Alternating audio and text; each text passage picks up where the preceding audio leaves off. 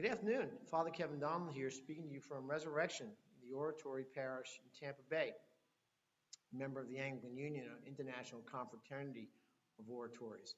What's an oratory, you may ask? Well, an oratory is simply a public place to pray. And so in that sense, I guess you might say all churches are oratories.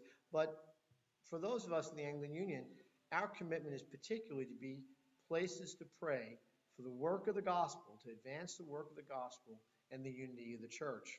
So that's a particular focus we have in our prayer. Today we prayed on this fourth Sunday before Advent. That's right, 4 Sundays before the season of Advent, which is an additional 4 Sundays, 8 weeks before Christmas. So, well, I've never heard of the fourth Sunday before Advent. Yeah, it's been around. It used to be on the old calendar, and then it fell into disuse. We reintroduced it a bit as the Church of England has kept it, largely because we have a culture that has fundamentally started observing Christmas in about August. And so maybe the church in its wisdom has said, we need an additional 4 weeks to prepare for the season of preparation. So we started to pray today about this season of Advent and Christmas into Epiphany here at Resurrection, the Oratory Parish. One of the things we prayed about was how do we live out these next 10 weeks? It's 10 weeks from today between fourth Sunday before Advent and Epiphany. And so we began launched a program. Actually, it's not a program, it's a living experiment is what we're calling it. 10 for 10 leads to 20. 10 for 10 leads to 20. 10 weeks of tithing 10% leads us to 2020, Epiphany 2020.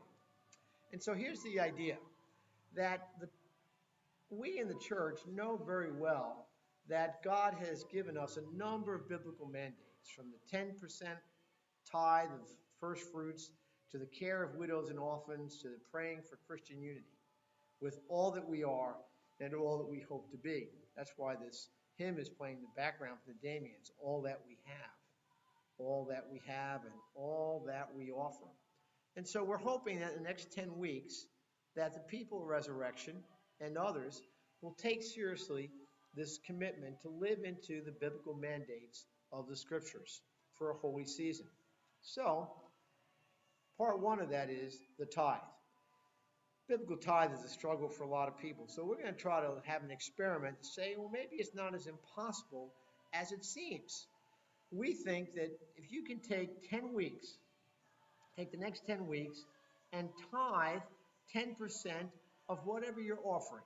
Whatever you're offering. Whatever you're offering. So if you're offering $10 a week, we're asking you to tithe 10% of that, which is an additional dollar, and make it $11 a week. To show that the biblical tithe is something we can move towards, we can work to. We want to have a living experiment, because we're told it's in giving that we receive. We hope that in this little increase of giving in the next 10 weeks, in the season of giving, that perhaps you'll get a sense that the spirituality behind this mandate is something to embrace, not just for 10 weeks, but year-round. The second notion we're going to have each week, we're going to have 2 mandates. One is the basis, the biblical tithe. The second is this. We're going to take different mandates from the scriptures and find practical ways to live it out. So this week, our second mandate is feed the poor.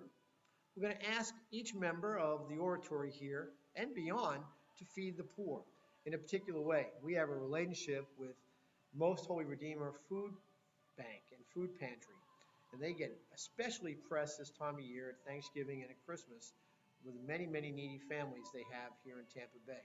So what we want to do is that we want everyone in our parish this week to commit to feeding the poor. There's a full list on the choir website, our internal parish website, of what is needed by the Redeemer Food Pantry. We're asking you by the end of this week to go through that list and bring that food either here to Resurrection, and we'll deliver it on your behalf, or go straight to the Most Holy Redeemer Food Pantry. They'll be happy to receive from you, but we'd like to do it as a ministry of Resurrection, and so that might be a good thing to undertake if you could do that.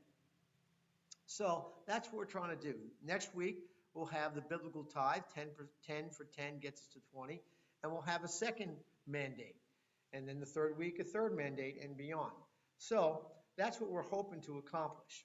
And if you could assist us with that and take these biblical mandates seriously, I think you'll find that life becomes very rich and very powerful, and the witness of Christ becomes something very near to you. And that's our goal as we move towards the holy season of Christmas and Epiphany, that Christ becomes very near to us, very near to you, and very near to this church that can bring a newborn Christ to a world desperately in need of something new, something light, something bright, and something filled with hope. 10 for 10 leads to 20. I hope you'll take that journey with us.